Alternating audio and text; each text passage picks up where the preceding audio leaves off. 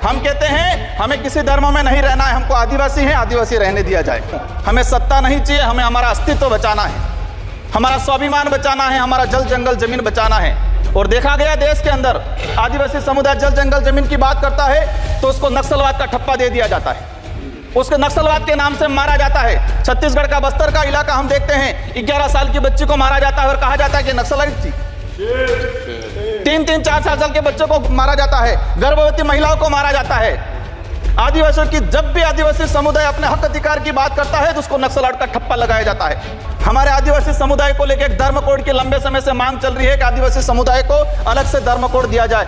आजादी से पहले 1871 से लगा के 1951 तक अलग जनगणना हुई है। आज आदिवासी समुदाय कोई ईसाई धर्म अपना रहा है, कोई हिंदू धर्म अपना रहा है, अलग अलग जगह बटा हुआ है। आदिवासियों की आइडेंटिटी, उनकी पहचान खत्म हो रही है। आदिवासी समुदाय अपनी पहचान बचाने को लिए लड़ रहा है और लंबे समय से कह रहा है कि आदिवासियों की अलग से जनगणना कॉलम होना चाहिए, धर्म कोड होना चाहिए। देश का जब बजट आता है तो देश का युवा एक आस लगा के बैठता है कि इस बार कुछ अच्छा होगा। देश का गरीब, देश का आदिवासी, देश का एससी ये आस लगा के बैठता है कि कुछ अच्छा होगा। हमारे राजस्थान की बात करें, राजस्थान में डंका बजा रहे थे कि डबल इंजन की सरकार है, सब कुछ हो जाएगा। लेकिन केंद्र का बजट देखा, राज्य का बजट देखा, कुछ नहीं हुआ। और पूरा देश का एसटी एससी आदिवासी समुदाय हो, युवा हो, सब ये लग रहा है कि डबल इंजन की सरकार की दावा करने वाली इस बार का जो बजट है वो कहीं न कहीं सिर्फ बिहार का, कहीं न कहीं आंध्र प्रदेश का और सरकार बचाने का बजट साबित हुआ है।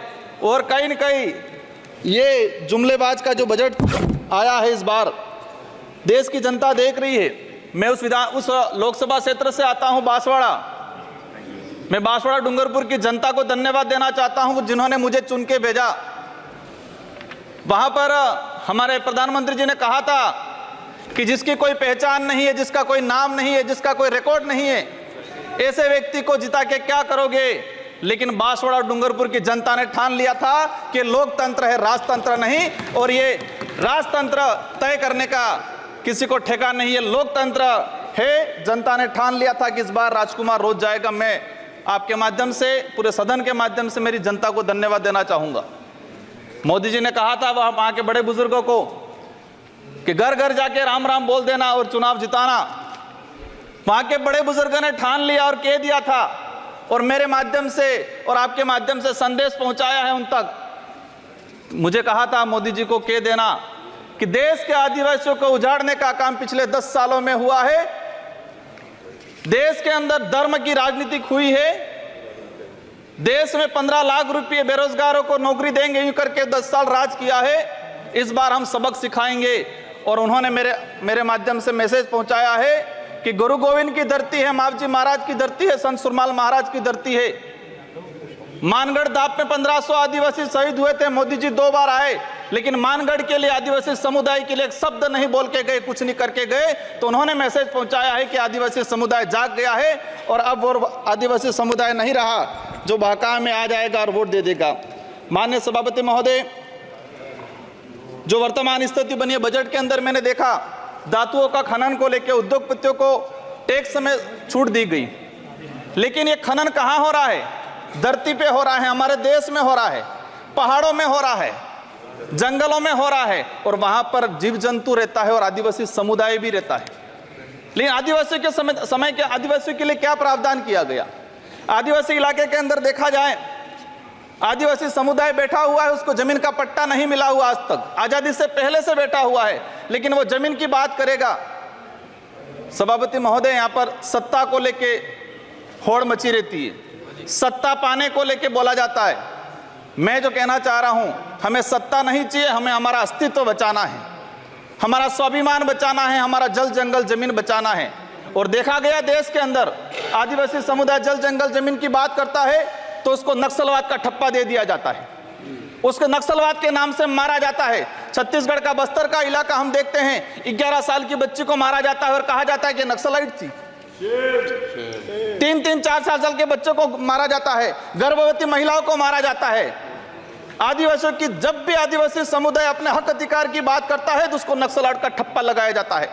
सभापति महोदय, आदिवासी समुदाय को या एससी समुदाय को फ्री की योजना, हम कहते हैं हमें फ्री की योजना मत दो, हमें हमारा हक दो, जल जंगल जमीन का मालिकाना हक दो। और संविधान के अंदर शेड्यूल 5 के अंदर, शेड्यूल 6 के अंदर जो रिजर्वेशन पॉलिसी लागू की है उसको धरातल पे लागू किया जाए। माननीय सभापति महोदय, मैंने देखा है भाजपा अलग अलग राज्यों में अलग अलग चीज कहती है, कई जगह कहती है बीफ खाओ, कई जगह मत खाओ। हमारे आदिवासी समुदाय को लेकर एक धर्म कोड की लंबे समय से मांग चल रही है कि आदिवासी समुदाय को अलग से धर्म कोड दिया जाए। आजादी से पहले 1871 से लगा के 1951 तक अलग जनगणना हुई है।